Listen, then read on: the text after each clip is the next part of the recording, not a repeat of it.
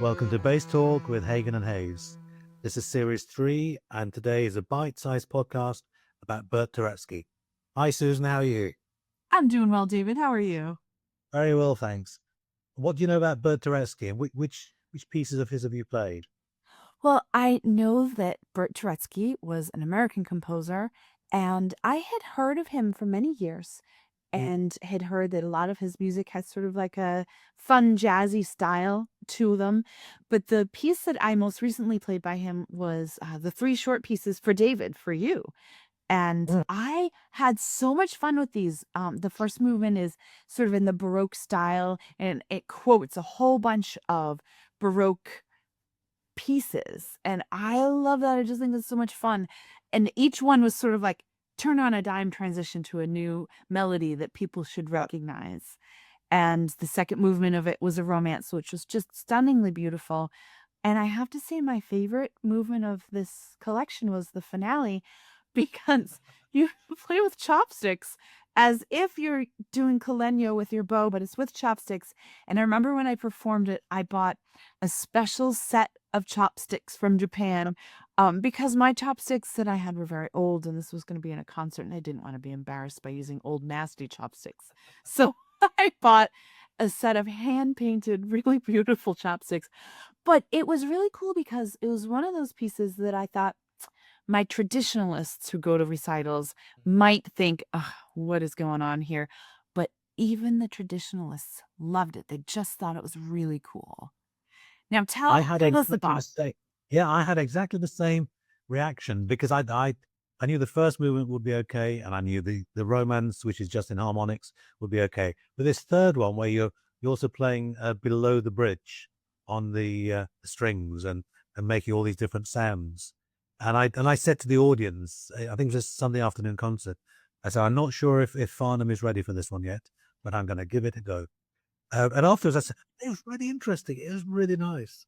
And he took a long time writing those for me. He was so lovely because he said, I wanted it to be special. I wanted it to be so right. And that was so nice. I thought Bert and I have been friends for many years.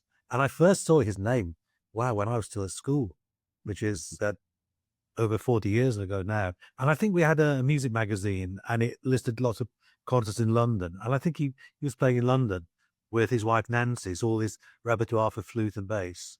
And I remember trying to buy copies of all this repertoire. And then I learned about Bert and then we became friends. And I think he phoned me or wrote to me. And I think he said, Dear Mr. Hayes. And I thought, one of my heroes. And he's calling me Mr. Hayes. And we became firm friends, and we've been friends ever since. He's Love that. came to Bass Fest, and we had a Bert concert, and I organised celebration when Bert was 85, Mm. and I commissioned lots of pieces, and I think you've played lots of these pieces. Yes, I have, and I've been in contact with him because he heard I was playing, some of his music, and so we've emailed back and forth, and what a kind and nice soul, just a really good guy, and I remember thinking, "Geez, I've known his name since I was, a very young bass player," and like you, it's amazing to receive an email from someone as if you're almost, like, on the same level of colleagueship, which isn't a word. And I felt honored because, it could have been like, "I don't know who you are, but I guess you played my music." He just wasn't like that at all. He was so kind. I loved it.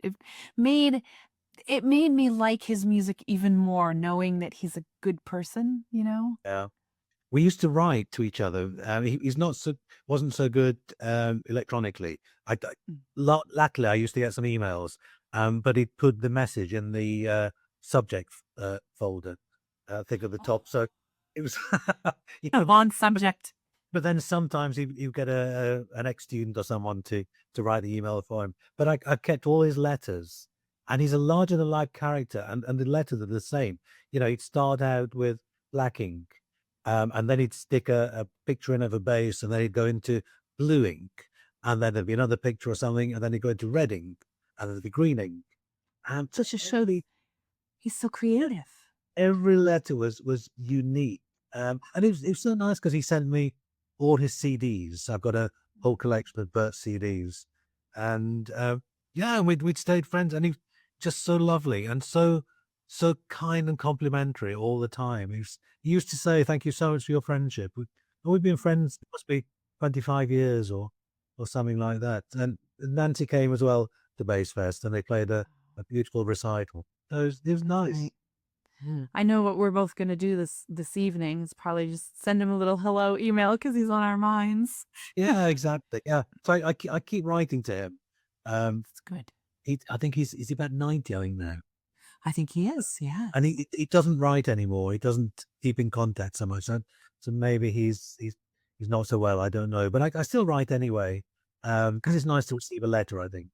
Yes, I think it is, and I think this is a good opportunity to tell people to check out Bert's music and Exactly. read up more about him, and Yeah. thank you, everybody, for listening to a second bite-sized podcast of Hagen and Hayes, and thank you to Double Bass Headquarters and to GraceGalleryDesign.net for being so supportive of our ventures, and we look forward to having you listen to our next bite-sized podcast.